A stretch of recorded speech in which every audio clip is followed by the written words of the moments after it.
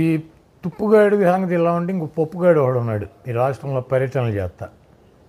ఆ పప్పుగాడు ఏమంటాడు, మా నాన్న ముసలాయన అంటున్నాడు, మా నాయన తిరుపతి మెట్లు నీకన్నా స్పీడ్కి ఎక్కగలడు. ఇప్పుడు తిరుపతి మెట్లు ముసలోడు బాగా స్పీడ్గా ఎక్కుతాడు, కుర్రాడు అయిపోతాడా? వయసు రీత్యా ఆయనకి ఎన్ని ఏళ్ళు? 75 సంవత్సరాలు. ముసలాయన కాక ఏమంటారు చంద్రబాబుని? తిరుపతి మెట్లు ఎక్కినాడల్లా బాగా స్పీడ్గా కుర్రాళ్ళ, తిరుపతి మెట్లు ఎక్కలేని వాళ్ళే ముసలోళ్ళ. వీడు బ్రెయిన్లెస్ కిడ్ అనమాట. వీడు లోకేష్ అనేవాడు బ్రెయిన్లెస్ కిడ్. చంద్రబాబు నాయుడికి తెలుగుదేశం పార్టీకి పట్టినటువంటి నిష్ఠ దరిద్రం ఎవడన్నా ఉన్నాడంటే శనిగ్రహం కన్నా పవర్ఫుల్ గ్రహం లోకేష్ అనేవాడు. ఈ లోకేష్ అనేవాడు వచ్చినాక తెలంగాణలో పూర్తిగా పార్టీ తీసేశారు. మున్సిపల్ ఎన్నికలకి తెలంగాణలో మనకి 2014 ఎన్నికలు జరిగినాక మున్సిపల్ ఎన్నికలు వచ్చినాయి, కార్పొరేషన్ ఎన్నికలు. అక్కడ హైదరాబాద్ నడిబొడ్డులో ఏం చెప్పాడు, ప్రచారం చేయమంటే అక్కడ లోకల్ ఎమ్మెల్యేలు ఎవరు 2-3 ఉన్నారు, అక్కడ ప్లేస్ సరిపోవట్లేదని కింద దిగారు. కింద దిగి మైక్ మా నాయుడికి అప్పచెప్పారు. అప్పచెప్తే ఏం చెప్పాడు గుర్తుందా మీకు? తెలుగుదేశానికి ఓటేస్తే మన ఊరి మనమే వేసుకున్నట్టు సైకిల్ గుర్తుకు ఓటేస్తే అని చెప్పాడు. వీళ్ళు ఎమ్మెల్యేలు గబగబా అమ్మనా కొడుకు ఈడేదో చెప్పేస్తానంటే పాక్కుంటూ ఎక్కేశారు బస్సు. ఎక్కేసి బాబు అన్నారు. వాళ్ళని ఇదిలించుకుని మరీ చెప్పేస్తున్నాడు. అవినీతి పార్టీ, కులానికి అభిమానించేటువంటి పార్టీ, మతతత్వ పార్టీ ఏదన్నా ఉందంటే అది తెలుగుదేశం పార్టీ. అవునా కాదు తమ్ముడు అన్నాడు. వాళ్ళు గోకుతున్నా చొక్కా పట్టుకు లాగుతున్నా కూడా నేను ఇంట్లో వీడి దెబ్బగా మొత్తం పార్టీ తుడిచిపెట్టుకుని పీకేసుకుని వచ్చారు. బాబు వెనకాల కొడుకు కూడా శనిగ్రహంలాగా వచ్చాడు. చేసిన పాపాలు ఉంటాయి కదా, ఎన్టీ రామారావుకి చేసిన ద్రోహం, ఈ రాష్ట్ర ప్రజలు నమ్మించి మోసం చేసినటువంటి ద్రోహాలు, ఈ చంద్రబాబు నాయుడు చేసినటువంటి అన్యాయాలు, అక్రమాలు, వెన్నుపోట్లు, ద్రోహాలకే దేవుడిచ్చినటువంటి గిఫ్ట్ నారా లోకేష్ బాబు అనమాట చంద్రబాబు నాయుడికి. మరి వాడిని ముసలోడు కనుక ఏమంటారు? ఇప్పుడు వాళ్ళ నాన్నని వీడిని ఇద్దరిని వదిలితే చంద్రబాబు నాయుడే మెట్లు కొంచెం ఎక్కువ ఎక్కగలుగుతాడు, లోకేష్ కన్నా 2 గంటల డిఫరెన్స్ వస్తుంది. ఇప్పుడు ఆడు కుర్రాడు అయిపోయి లోకేష్ ముసలోడు అయిపోతాడా? ఈడి బాబు ఆడి బాబు ఈడా కాదు. ఈ బ్రెయిన్లెస్ కిడ్ ఆ తెలుగు అక్కడ వెళ్ళి శంకర్రావు అని పెట్టాడు. దాని పేరు నాకంటి చదివే ప్రోగ్రాం చేశాడు. దాన్ని శంకర్రావు అని రామారావు పెట్టుకున్న పేర్లన్నీ వీళ్ళు వాడేస్తున్నారు. శంకర్రావు సభలు అన్నాడు. అక్కడికి వెళ్ళి సంకనాగిచ్చే సభలని మొదలెట్టాడు. ఆ పక్క నుంచి ఉత్తరాంధ్ర నుంచి సంకనాగించుకుంటూ వచ్చేస్తున్నాడు. విజయనగరం శ్రీకాకుళం జిల్లా సంకనాగిచ్చేసాడు, విజయనగరం జిల్లా సంకనాగిచ్చేసాడు. ఇప్పుడు వైజాగ్ జిల్లాలో అది కూడా సంకనాగిచ్చేసి ఇప్పుడు ఈస్ట్లోకి వస్తాడు. మొత్తం వీడు 13 జిల్లాలు సంకనాగిచ్చేసి ఆ సభ కంప్లీట్ చేసి ఎన్నికలు చేసి చంద్రబాబు నాయుడు సంకనాగిచ్చి తెలుగుదేశం పార్టీని సంకనాగిచ్చి వీడు శంకరావం సభలతో ఈ మొత్తం గుండు సున్నా స్థాయికి లోకేష్ బాబు సంకనాగిచ్చే సభలు తిరుగుతున్నాడు. జగన్మోహన్ రెడ్డి గారు చాలా స్పష్టంగా ఆయన చేసినటువంటి కార్యక్రమాలు, ఆయన చేయబోయే కార్యక్రమాలు చెప్పి మీకు మంచి జరిగితే నాకు ఓటేయమని చెబుతున్నారు. మీకు దమ్ముంటే లోకేష్కి కానీ చంద్రబాబు నాయుడుకి కానీ మీ 14 సంవత్సరాల పరిపాలనలో మీరు ఏమి మంచి చేశారు, మీరేం చేయబోతున్నారు, మీ ఎన్నికల మేనిఫెస్టోలో ఇచ్చినటువంటి ఏ వాగ్దానాన్ని అమలు చేశారు, ఒక్క వాగ్దానం ఏది అమలు చేశారు, ఇవన్నీ కూడా చెప్పండి. జనానికి ఓట్లు అడగండి, మీకు డిపాజిట్లు కూడా రావు. ఆ సంగతి తెలిసే ఒక సంఖ్యలో పవన్ కళ్యాణ్ని, ఒక సంఖ్యలో ఉత్తపుత్రుడిని, ఒక సంఖ్యలో దత్తపుత్రుడిని, ముందేమో బీజేపీ వదినమ్మని, వెనకాలేమో కాంగ్రెస్ చెల్లెమ్మని, ఇంతమందిని పెట్టుకుని మళ్ళీ ఇంటికాడ పడుకుంటున్నాడు. అప్పుడప్పుడు వెళ్ళి మళ్ళీ వీళ్ళందరూ ఉన్నా కూడా భయం. కాబట్టి ఇటువంటి చంద్రబాబు లాంటి 420 గాళ్ళని, క్రెడిబిలిటీ లీడర్లని ఈ రాష్ట్ర ప్రజలు యాక్సెప్ట్ చేయరు. జగన్మోహన్ రెడ్డి గారికి ఈ రాష్ట్రంలో 151 సీట్లకి అదనంగానే సీట్లు వస్తాయి, కానీ ఒక సీటు కూడా తక్కువ రాదు. చంద్రబాబు నాయుడు విన్యాసాలు, వీళ్ళ విన్యాసాలన్నీ ఇంకొక 2 నెలల్లో ఎన్నికలు పూర్తవుతున్నాయి.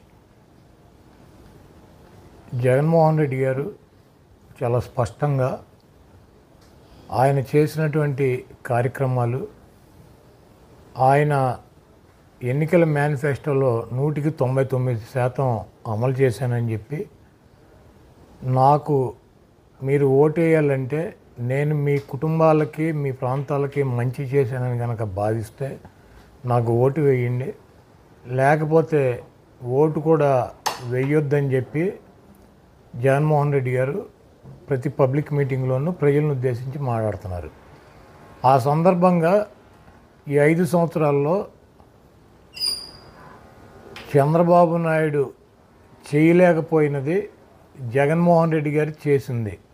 సంక్షేమ కార్యక్రమాలు కావచ్చు, నాడు నేడులో స్కూళ్ళు రూపురేఖలు మార్చింది కావచ్చు, లేకపోతే కొత్తగా తీసుకొచ్చిన మెడికల్ కాలేజీలు కావచ్చు, ఫిషింగ్ జెట్టీలు కావచ్చు, లేకపోతే కొత్త కట్టేటువంటి హార్బర్స్ కావచ్చు, అనేక అభివృద్ధి కార్యక్రమాలు, సంక్షేమ కార్యక్రమాలు ఇవన్నీ కూడా చేశాము. నాకు ఇంకొకసారి అవకాశం ఇస్తే ఇంకా గొప్పగా చేస్తాను. కాబట్టి నేను మీ కుటుంబాలకు మంచి జరిగితే నాకు ఓటేయండి. ఆరోగ్యశ్రీ కావచ్చు, ఫీజు రియంబర్స్మెంట్ కావచ్చు, అమ్మఒడి కావచ్చు, ఇవన్నీ ఆసరా కావచ్చు, విద్యా దీవెన, ఇటువంటి సంక్షేమ కార్యక్రమాలు కూడా ఇచ్చామని చెప్పి చెప్తున్నారు. దానికి ఈ పనికి మాలినటువంటి చంద్రబాబు నాయుడిని అడుగుతున్నాడు, 14 సంవత్సరాల నుంచి ముఖ్యమంత్రిగా చేశావు, నువ్వంటూ ఈ రాష్ట్ర ప్రజలకి చేసినటువంటి ఒక పథకం పేరు కానీ, ఈ రాష్ట్రంలో నువ్వు చేసినటువంటి ల్యాండ్ మార్క్ డెవలప్మెంట్ గురించి కానీ నువ్వు ఏం చేసావో చెప్పమంటే ఈ చవట, ఈ దద్దమ్మ, ఈ చంద్రబాబు నాయుడు దానికి సమాధానం చెప్పకుండా మన ఇద్దరం కూర్చొని మాట్లాడుకుందాం, నువ్వేం చేసావు నేనేం చేసుకుందాం, బహిరంగ చర్చకి సిద్ధమా అంటాడు. చంద్రబాబు నాయుడు, జగన్మోహన్ రెడ్డి గారు బహిరంగ సభకి, బహిరంగ చర్చకి గనక కూర్చునే పరిస్థితి ఉంటే ఇటు పక్కన మేము, అటు పక్కన చంద్రబాబు తరఫున తెలుగుదేశం వాళ్ళు వస్తారు. అసలు బహిరంగ చర్చ ఒక ఇద్దరు పెద్ద నాయకుల మధ్య జరిగేటువంటి అవకాశం ఉంటుందా? ఇది భారతదేశంలో ఎక్కడైనా జరిగిందా? ఇప్పుడు మేమేం చేసామో ప్రజలకు చెబుతున్నాం. జగన్మోహన్ రెడ్డి గారు నా పరిపాలన బాగుందంటే నాకు ఓటేయమని చెప్పి చెబుతున్నాడు. నువ్వు కూడా దమ్ముంటే, నువ్వు మగాడివి అయితే, నువ్వు 14 ఏళ్ళ నువ్వేమైనా చేస్తుంటే, నేను ఈ రకంగా ఈ కార్యక్రమాలు చేశాను, ఈ నా ల్యాండ్ మార్కులు, నాకు ఓటేయండి, నాకు ఎందుకు ఓటేయరని చెప్పి ప్రజలను అడుగు. నువ్వు ప్రజలు కదా న్యాయ నిర్ణేతలు, మీ ఇద్దరు మాట్లాడుకుని ఎవరు సీఎంగా ఉండాలి మీ ఇద్దరు డిసైడ్ చేసుకునేది కాదు కదా ఇది అని. ఒక ఎక్స్ అంటే మాజీ, ఈయన కోసమే ఆ ట్విట్టర్ పేరు కూడా మార్చినట్టున్నారు ఎక్స్ అని. ఆ ఎక్స్లో ఈయన ఛాలెంజ్ చేస్తాడు. ఎవడికి చేయాలి? ఎక్స్లో ఛాలెంజ్ చేస్తే ఎక్స్కి ఎవరికైనా చేయాలి. ఈ రాష్ట్రంలో ఎక్స్ ఎవడున్నాడు? కిరణ్ కుమార్ రెడ్డి గారు కూడా ఉన్నాడు ఖాళీగా. వాళ్ళిద్దరూ చేసుకుంటే ప్రాబ్లం లేదు. జగన్మోహన్ రెడ్డి గారు ఈ రాష్ట్ర ప్రజలకి ఎన్నుకుంటే ఆయన ముఖ్యమంత్రి అయ్యాడు. 5 సంవత్సరాలు ముఖ్యమంత్రిగా ఆయన పనిచేశాడు. ఆయన ఏం పని చేశాడు ఏంటి ప్రజలకు తెలుపుతారు. వాళ్ళు సాటిస్ఫై అయ్యి జగన్మోహన్ రెడ్డి గారు మాకు మంచి చేశాడంటే మళ్ళీ జగన్మోహన్ రెడ్డి గారిని గెలిపిస్తారు. మధ్యలో ఈడేవాడు పొకోడి ఈడితో చర్చ ఏంటి? ఈడితో కూర్చుని అసెంబ్లీలో చర్చకి మాట్లాడవచ్చు కదా, అసెంబ్లీలో జరుగుతాయి చర్చలు, మాట్లాడవచ్చు కదా. అక్కడి నుంచి ఎందుకు పారిపోయాడు ఈ సవట? ఇప్పుడు బహిరంగంగా బయట కూర్చోవాలంటే అసెంబ్లీలో ఏడవలేక అక్కడ ఏడిసి బయటికి పారిపోయి వచ్చి ఇవన్నీ పనికి మాలిన కబుర్లు. ఇప్పుడు నేను నా స్థాయికి, నేను చంద్రబాబు, నేను చర్చకి రెడీగా ఉన్నా, నువ్వు వస్తావా అంటే వస్తాడా? జగన్మోహన్ రెడ్డి గారి స్థాయి ఏంటి, చంద్రబాబు నాయుడు స్థాయి ఏంటి? 3 పార్టీలు కలిసి పోటీ చేసినా కూడా జగన్మోహన్ రెడ్డి గారి మీద గెలవగలనా లేదా అని చెప్పి మిణుకుమంట చేస్తున్నాడు. చంద్రబాబు నాయుడు గారి పార్టీ సైజు ఎంత, జగన్మోహన్ రెడ్డి గారి పార్టీ సైజు ఎంత? 170 సీట్లలో పోటీ చేసి 151 సీట్లో గెలిచినాడు. 25 పార్లమెంట్లకు పోటీ చేసి 22 పార్లమెంట్లు గెలిచాడు. రాజ్యసభలో 11 రాజ్యసభ సభ్యులు ఉన్నారు. అసెంబ్లీలో ఉన్నటువంటి 58 ఎమ్మెల్సీలు ఉంటే మండలంలో దాంట్లో 43 44 ఆయనకు ఉన్నారు. చంద్రబాబు నాయుడుకి ఎవడున్నాడు? రాజ్యసభలో ఒక మెంబర్ ఉన్నాడా? పార్లమెంట్లో 3 మెంబర్లు ఉంటే 2 వదిలేసి వచ్చి ఒకడున్నాడు పార్లమెంట్లో. అసెంబ్లీలో 23 మంది ఉంటే 18 మందికి వచ్చాడు. మండలంలో 4 లేరు తిప్పి కొడితే. ఇతని స్థాయి ఏంటి, జగన్మోహన్ రెడ్డి గారి స్థాయి ఏంటి? ఇటువంటి వేస్ట్ ఫెయిలర్స్తో జగన్మోహన్ రెడ్డి గారు చర్చ కూర్చుంటాడా? మాకు ఓటేసింది, మమ్మల్ని గెలిపించింది ప్రజలు. మేమేం చేసాం ప్రజలకు చెబుతాం. నువ్వేమీ చేయలేదో 14 ఏళ్ళు నీకు అవకాశం ఇస్తే ప్రజలకు చెబుతాం. నీకు కూడా దమ్ముంటే, ధైర్యం ఉంటే నీ పార్ట్నర్స్ని, నీ గ్యాంగ్ని, తొట్టి గ్యాంగ్ని అంతా వేసుకెళ్ళి ప్రజలకు చెప్పు. నిన్ను గెలిపిస్తే అధికారంలోకి వస్తావు, లేకపోతే మేము వస్తాం. కాబట్టి ప్రజలకు ఏం చేసామో చెప్పుకునే పరిస్థితి లేక ఎట్టాకు జగన్మోహన్ రెడ్డి గారు చర్చకులు ఆడి ఇటువంటి బొఫ్ఫును కానీ పట్టించుకోవడానికి ఒక ఎక్స్లో ఛాలెంజ్ పెట్టి పనికి మాలినటువంటి షోలు చేస్తున్నాడు.